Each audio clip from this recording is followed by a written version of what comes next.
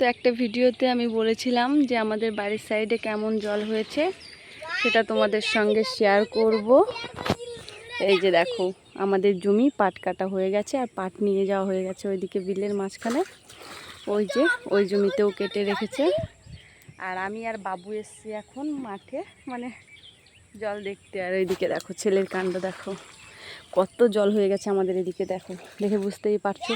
আর ওই যে আমাদের বাড়ি, আর আমরা এসছি এই দিক দিয়ে, কারণ ওই দিকটা দিয়ে জল হয়ে গেছে, এই দিকটা শুকনো আছে, সে কারণে এই দিক দিয়ে এসছি। এখন উঠবো একটু নৌকায়। বাবুর অবস্থা দেখো। না না, আজকে চালাবো না, অন্য দিন। আজকে একা একা ভয় করবে না। বাবুকে নিয়ে চলে এসছি মাঠে। এর আগের বার সন্ধ্যাবেলায় গেছিলাম, তো অনেকটা দূরে নৌকা নিয়ে।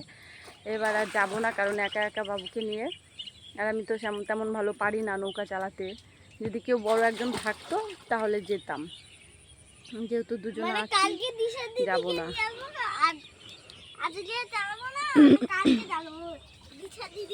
এর থেকেও বেশি জল হয়, কমই আছে, আরও বৃষ্টি হলে বাড়বে জল।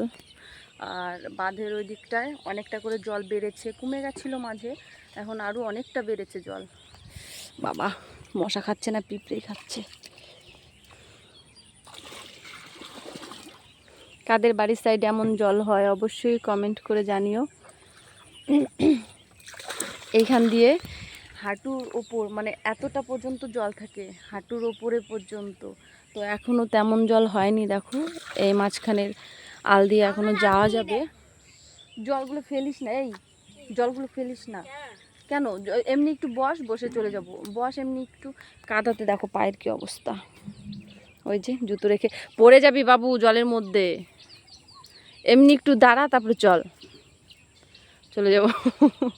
দেখি দেখি দেখি কেমন করছিস। দেখো, চলো আমি একটু নৌকায় উঠি। এসে একটু নৌকায় বসলাম, এখন একটু বসবো এখানে, তারপরে যাব বাড়িতে। নৌকাটা একদম সাইডেই রাখা আছে, অল্প জলে, হাতটা উপরে।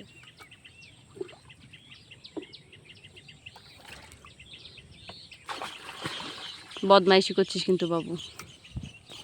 তো চলো টাটা। কাদের ওইখানে জল হয় অবশ্যই কমেন্ট করে জানিও। এখনও জল তেমনভাবে হয়নি, আরও বাড়বে জল, তখন খুব ভালো লাগবে। টাটা।